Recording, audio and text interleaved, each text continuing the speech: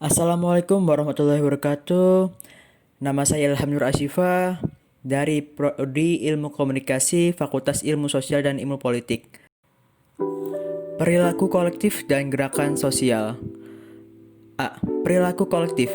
Perilaku kolektif berbeda dengan perilaku menyimpang karena perilaku kolektif merupakan tindakan bersama oleh sejumlah besar orang, bukan tindakan perilaku individu semata-mata. Bila mana seseorang melakukan pencurian di suatu supermarket, maka ia biasanya berbicara mengenai perilaku menyimpang. Namun bila sejumlah besar orang secara bersama-sama menyerbu toko-toko dan pusat-pusat perdagangan untuk melakukan pencurian atau penjarahan, biasanya disebut perilaku kolektif. Perilaku kolektif adalah suatu perilaku yang tidak biasa, sehingga perilaku kolektif dapat diartikan sebagai suatu tindakan yang relatif spontan, tidak terstruktur dan tidak stabil dari sekelompok orang, yang bertujuan untuk menghilangkan rasa ketidakpuasan dan kecemasan. Perilaku kolektif. Perilaku kolektif yang relatif spontan dan tidak terstruktur dari sekelompok orang yang bereaksi terhadap pengaruh umum dan situasi ambigu. Semester. Adapun ciri-ciri perilaku kolektif dan adalah sebagai berikut. 1. Perilaku yang dilakukan bersama oleh sejumlah orang. 2. Perilaku bersifat spontanitas dan tidak terstruktur. 3. Perilaku yang tidak bersifat rutin. Dan 4. Perilaku yang merupakan tanggapan terhadap perangsangan tertentu. Ini ciri-ciri pelaku kolektif. Dilakukan bersama, spontan dan tidak terstruktur, tidak rutin, tanggapan terhadap suatu rangsangan. Biasanya dilakukan di supermarket ataupun suatu bebelanjaan yang beramai-ramai. Macam-macam perilaku kolektif. 1. Kerumunan. Secara deskriptif, Milgram 1977 melihat kerumunan crowd sebagai satu kelompok orang yang berbentuk agregasi, kumpulan, yaitu kumpulan. Jumlahnya semakin lama semakin meningkat. Orang-orang ini mulai membuat suatu bentuk baru seperti lingkaran, memiliki distribusi dari yang bergabung pada suatu saat dan tempat tertentu dengan lingkaran boundary yang semakin jelas. Titik pusatnya permeable dan saling mendekat. Ada beberapa bentuk kerumunan crowd yang ada dalam masyarakat, terbagi beberapa tingkat. 1. Temporary crowd yang berada pada situasi saling berdekatan di suatu tempat dan pada situasi sesaat. 2. Casual crowd, sekelompok orang yang berada di ujung jalan dan tidak memiliki maksud apa-apa. 3. Conventional crowd, audience yang sedang mendengarkan ceramah. 4. Expressive crowd, sekumpulan orang yang sedang menonton konser musik yang menari sambil sesekali ikut melantunkan lagu. 5. Acting crowd atau rioting crowd, sekelompok massa yang melakukan tindakan kekerasan. 6. Solidarity crowd, kesatuan massa yang muncul karena disadari oleh kesamaan ideologi.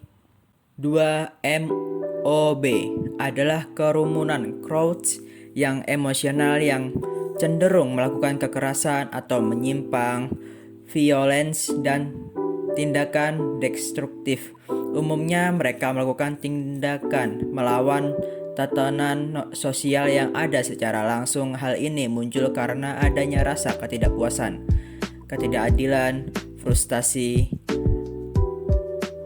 adanya perasaan cederai oleh institusi yang telah mapan atau lebih tinggi.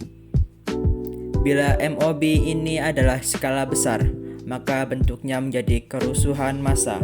mereka melakukan pengerusakan fasilitas umum dan apabila yang dipandang menjadi sasaran kemarahannya. 3. Panik adalah bentuk perilaku kolektif yang tindakan merupakan reaksi terhadap ancaman yang muncul di dalam sekelompok tersebut. Biasanya berhubungan dengan kejadian-kejadian bencana disaster. Tindakan reaksi massa ini cenderung terjadi pada awal suatu kejadian dan hal ini terjadi ketika mereka mulai tenang. Bentuk lebih parah dari kejadian panik ini adalah histeria massa.